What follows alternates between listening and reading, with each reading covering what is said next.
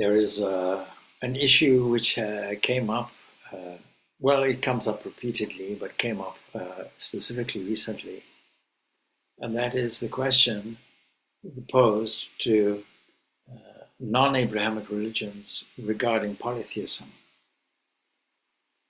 The whole idea of polytheism and the whole idea of idolatry, these seem to be linked.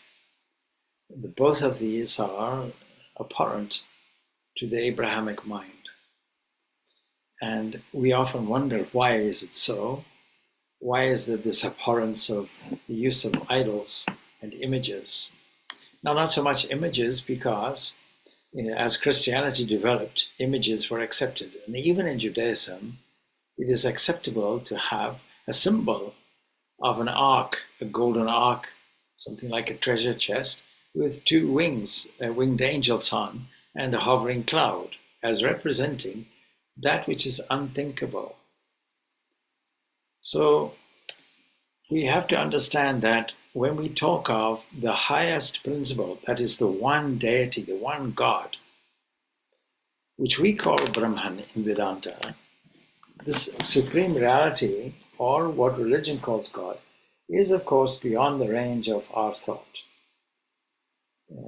Words come back together with the mind. And so the only thing we can say is that the Lord knows himself by himself, that he is the source and Lord of all beings, is maximum we can say. That's a quotation from the 9th chapter of the Bhagavad Gita. Then how will we understand it? How will we move toward that unthinkable? We know it is there because sages tell us it is there, and also our logic tells us it is there, for it is the final datum. Once we have eliminated all the things that change, and we're looking for the unchanging, the infinite, the undivided, and yet our world in front is fully divided, seems to be, and it definitely is changing. In other words, there is space and there is time. And there's also a causal law going on, and we are responding to it. But our response, according to our Vedanta philosophy, and deep thinking by these ancient sages, would have established that it is not the reality. In other words, it is something that is coming and going. It is an appearance and a disappearance. So how can we relate to that? We have to take the world of our experience. There are, of course, those jnana yogis of the past, or even the present, and no doubt in the future, who can take a jump directly to the ultimate, to this Brahman. But for the general populace, we have to take a journey, like climbing a mountain, step by step. And as I say, the great philosopher Nissan, well, they car manufacturer actually, but it has an advert, life is a journey, enjoy the ride. This is how we should approach life, not as a struggle, not as a difficulty, not as a mean plot against us, but as a divine play. A play of what? A play of waves. Because when we observe the world correctly, when we slow it down to see the unit inputs, like a film being slowed down, and we see individual units of film taking place, different photographs of things in different postures, moved at, run at so rapidly that the eye looks at it as a flow, as a continuum. Somebody is in a carriage, it is running, it's going downhill, there are horses in front. These are sequential pictures run at a certain momentum. So the only thing we can do then on this journey then is to observe the glory all around us. And the glory of the divine is indicated, of course, by the order and rhythm present everywhere. And that is why there's an assembly of these glories, translated into English from the Bhagavad Gita, 7th chapter, 9th, 10th chapter, 11th chapter, all are indicators of glory. Of all the sciences, I am the science of the self, says Krishna.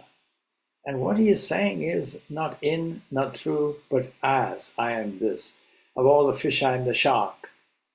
Well, when we have a look from a scientific perspective, what a machine a shark is that can detect blood from many, many kilometers away, has a kind of electrical skin, skin charged with a capacity to feel, to sense every single movement, and teeth that will bite through anything. All of this assembled, you see, a glorious thing. And we can say that anything that we see that is glorious is surely an indicator of the divine. Space itself is a kind of indication of the infinity. And so how we relate to this is to make this glorious entity in our own image and likeness, or at least in qualities that we can understand, or at least in images that we can understand, representative things. These representative things are called pratika and pratima. What is pratika? Pratika is a kind of symbol. And to understand something beyond, we use symbols not just in a sense of trying to understand the ultimate spiritual source of everything, the spirit of everything, the transcendent also, to try and speak about the unspeakable, but other avenues, other spheres of interest to it as well. For example, in modern science, the only way you can make a comprehension of some fundamental physical things and laws is to put them in the language of equations. Equations are universal languages. It doesn't matter what particular linguistic expression you have, the language of mathematics is universal. Anybody who studies it will fully understand what it means. And one side has to balance the other. So it is also a way of solving problems. Now, when these equations don't work, when they have to be fudged, then we know something is wrong. But nevertheless, the inexpressible is expressed through symbols. And so it is obvious that we require symbols when we understand or try to understand what is infinity or what is the infinite. Then surely we will have to think of the space or sky, something of that nature, or a vast horizon, a body of water, something like that, that represents to us the infinite. And therefore, what is God according to the Vedanta system? Because Brahman is way, way over and above any concept.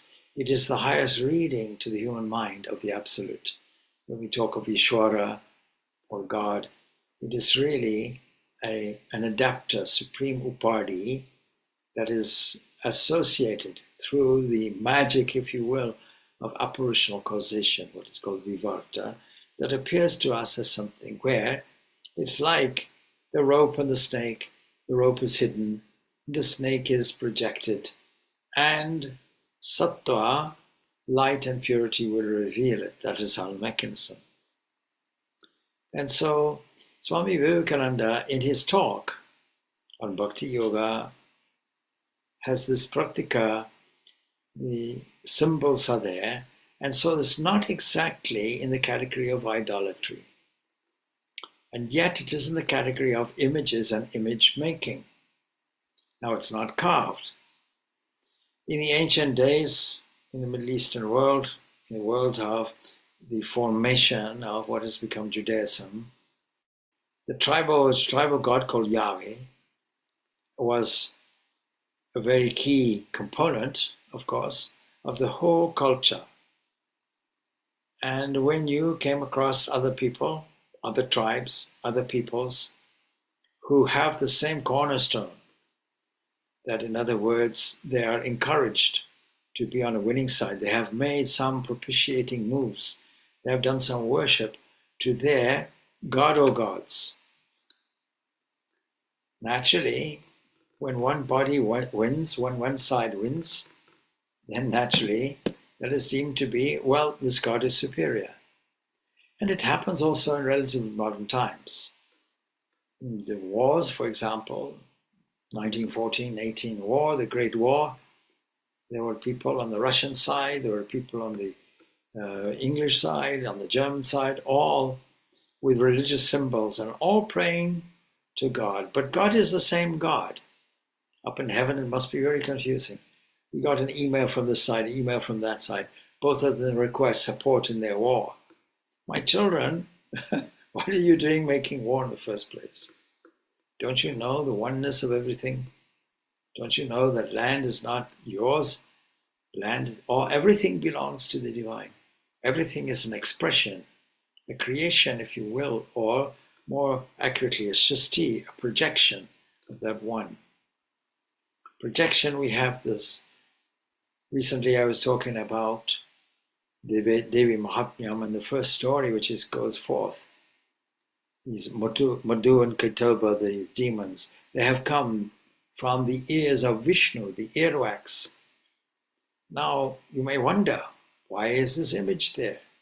It is because everything that is made, earth, water, air, fire, anything which is according to our sense experience in the material world, doesn't come from nothing. It comes from the very source. It is the shristi, the projection of the very source. That solves many metaphysical problems, of course, but it also gives us this understanding of the glory of the divine being seen everywhere, because we can register everything to the divine. Now, Swami Vivekananda, in one of his lectures at the Parliament of Religions, gives a paper on Hinduism.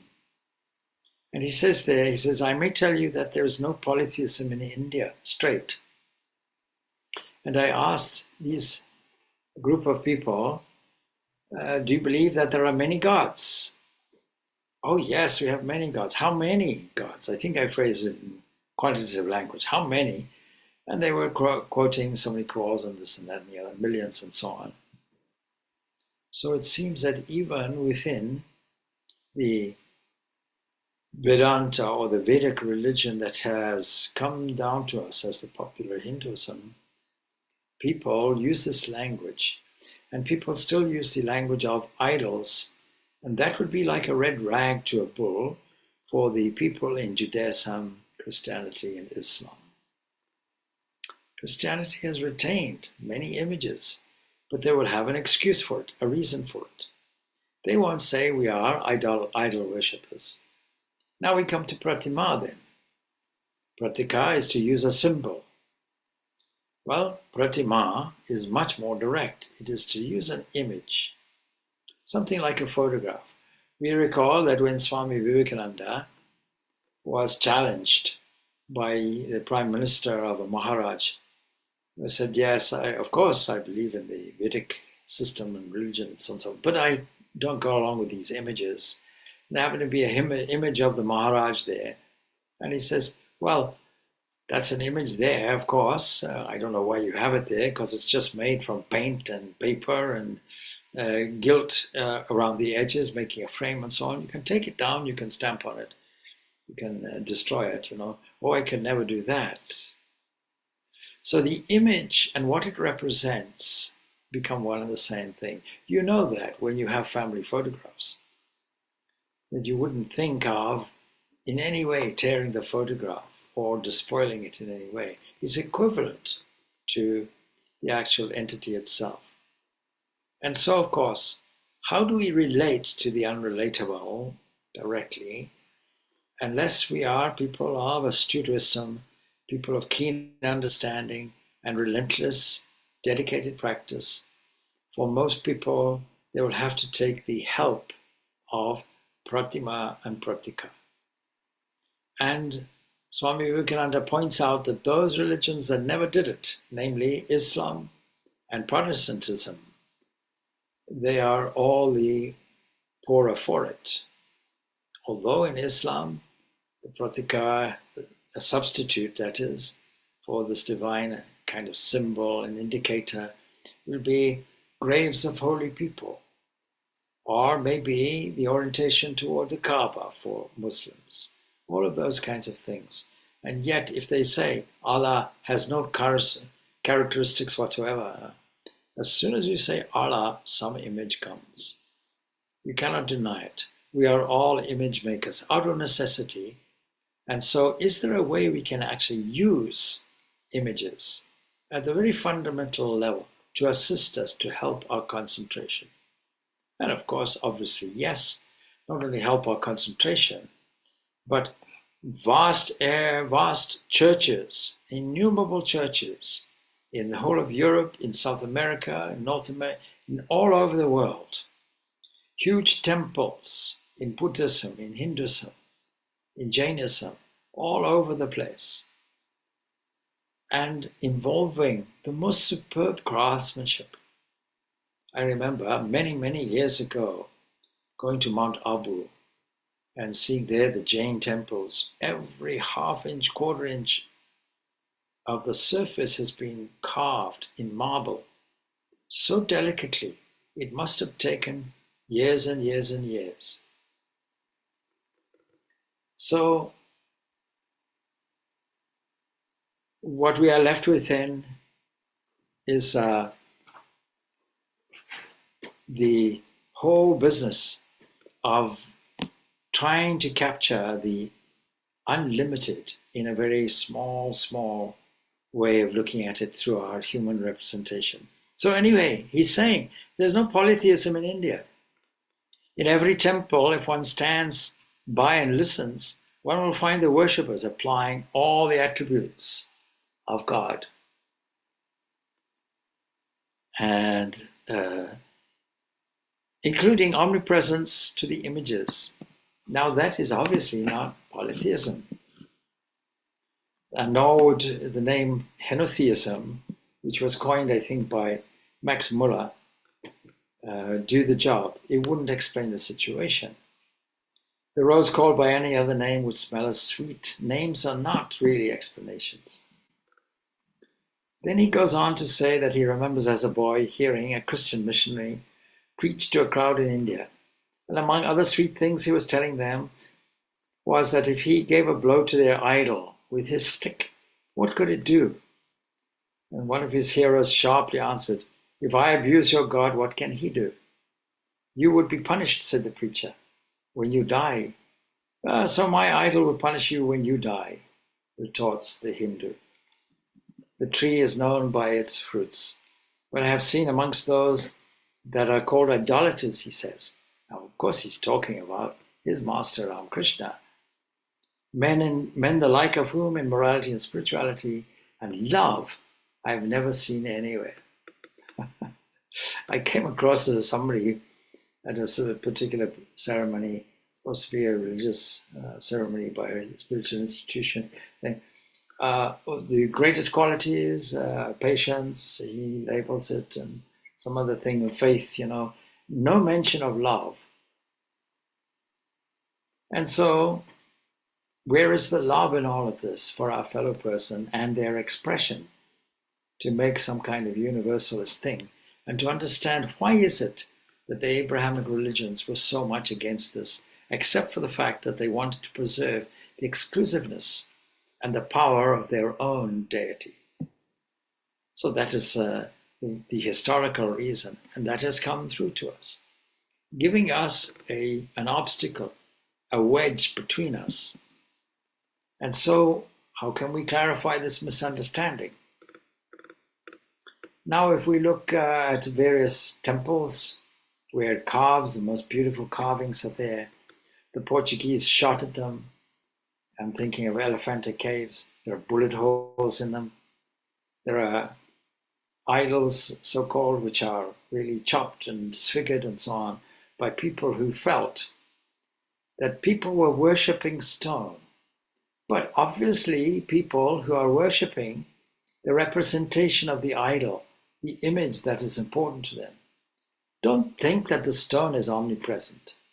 They don't think that all the qualities you give the Supreme will be manifestations of stone. So, superstition, of course, is a great enemy of man, says Swami Vivekananda. But bigotry is even worse. Because why does a Christian go to church? Why is the cross holy? Isn't that a symbol? Why is the face turned toward the sky in prayer? You think that God is up in the sky? Why are there so many images around in the Catholic Church? And of course, the Eastern Orthodox Church struggled with it because the letter of the law said no graven images, going back to the Jewish tradition, without any reason why. But there is a reason, because when worship of idols and images apply not to the supreme, but to minor deities or forces of nature, what we might call tanmatras in philosophy, all these devas, to get a result in this life or the afterlife, it's not a bad thing. You'll get what you want. It all comes from the cosmic mind, what we call Hiranyagarbha, what mythology calls Brahma. That is all the dispenser. This cosmic mind is the dispenser of everything, therefore it's the creator. You'll get what you want. Prayer has a potency. If it is not accompanied by doubt, if it has faith entrenched in it. And so, that is idolatry. That is not really what we are talking about. When we take an image or an idol, a carved image, I mentioned the Christian Orthodox people struggle with it because they're engaged in battles with Muslims. The Muslims were winning, and then they thought, well, the Muslims, they don't have any images. They're against that. They really destroy whatever they can. See, you see the Taliban, how they destroyed images, carvings, Buddhist carvings in Afghanistan. So we can see the very same thing happening in Muslim waves throughout with the areas that they conquer historically. Why is it? It's because their books tell us, or you cannot have these graven images. But why not? So the Orthodox people thought, people in Constantinople, what was later called Islam, what was later called by the Muslim term Istanbul. So they thought, well, maybe that's it. So the big iconoclastic movement where they destroyed all the images. And even now, when they put the images there, they make sure they're not graven. They're all painted, two-dimensional, nothing three-dimensional. But in the Western Christian world, they followed the custom, the culture of the Greco-Roman world of having statues. Statues carved very often in the style of the ancient Greek statues or the ancient Roman statues, using that art, transferring the art to there. And what does it do to us? By looking at it, it reminds us, and we are relating to it. And since the Supreme is omnipresent everywhere, then we can easily see it can be in that image as well. And the whole essence of Hindu puja is to take the image, any image, make a small representation, something like playing with dolls in a way, and giving all the supreme qualities of omnipresence, omniscience to that image, worshipping with royal worship, with the understanding, at least the honor we give an earthly king, at least we'll give that minimum honor to the universal King of Kings or the Empress of the universe. So, why are there so many images, says Swami Vivekananda, in the minds of Protestants when they pray? So, he says, we can no more think about anything without a mental image than we can live without breathing. And by the law of association, the material image calls up the mental idea and vice versa. And this is why the Hindu uses an external symbol when he worships. He will tell you, it helps to keep his mind fixed on the being to whom he prays. In fact, the whole of temple worship is to do with this. He knows as well as you do that the image is not God per se. It's not omnipresent. After all, how much does omnipresence mean to almost the whole world? It stands merely as a word, a symbol. Has God superficial area, says Swami Vivekananda? If not, when we repeat the word omnipresent, we think of the extended sky of space. That's all, because every word has a corresponding concept. And we find that somehow or other, by the laws of our own mental constitution, we have to associate our ideas of infinity with the image of the blue sky or the sea or something similar. So also we naturally connect our idea of holiness with the image of a church, a mosque or a cross. Not only that, but the aesthetics that goes with it, the glory, the beauty that is put into it. Itself is a worship, there's no doubt. There is a big cathedral in Barcelona that has been going on in its construction for decades and decades and is likely to go on for more. Why? Because the artist, the designer, put in so much detail. Why was he doing it? For the greater glory of God, as a worship, so that when other people look at it, they can be inspired. All the Gothic cathedrals are saying, whatever heights you think is the maximum human ideal, it's much greater, grander. And in the Eastern Orthodox Christian churches, to see that everything is more round, communal, that in other words, emphasizing the immanence, the other emphasizing the transcendence. And so, like that, also Hindus have associated the idea of holiness and purity and truth, omnipresence, and such other ideas with different images and forms. But with this difference that while some people devote their whole lives to their idol of a church and never rise higher, because with them religion means an intellectual assent to certain doctrines and doing good to their fellows. The whole religion of the Hindu is centered in realization. Man is to become divine by realizing the divine. And so idols or temples or churches or books are only the supports, the helps of his spiritual childhood. But on and on he must progress. He mustn't stop anywhere. And he goes on then to say, external worship, material worship, according to our Vedanta, our scriptures, this is the lowest stage, and we are struggling to rise higher. Now, if we take the example then of saints and sages, we will see that they don't do away with this worship.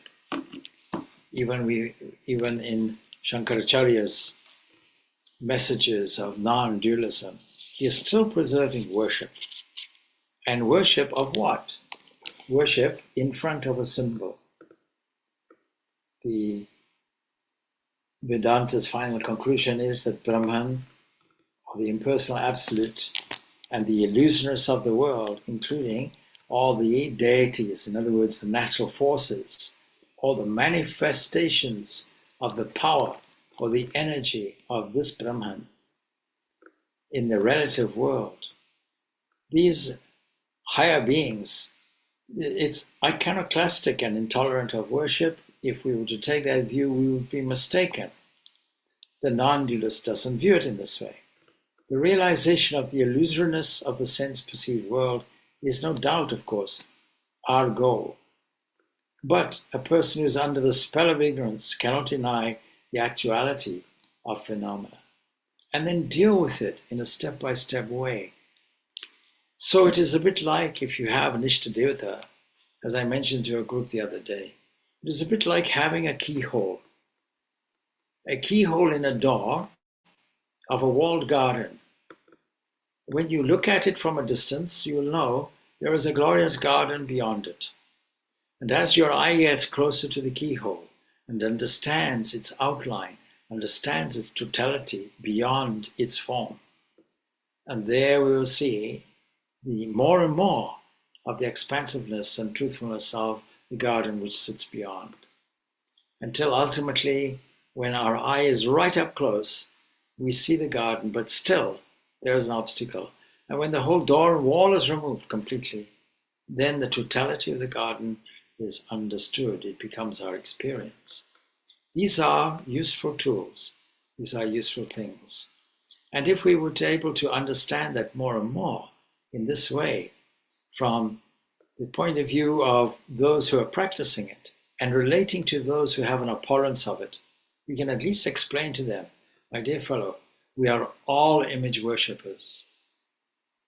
And these things are useful until we can get beyond them.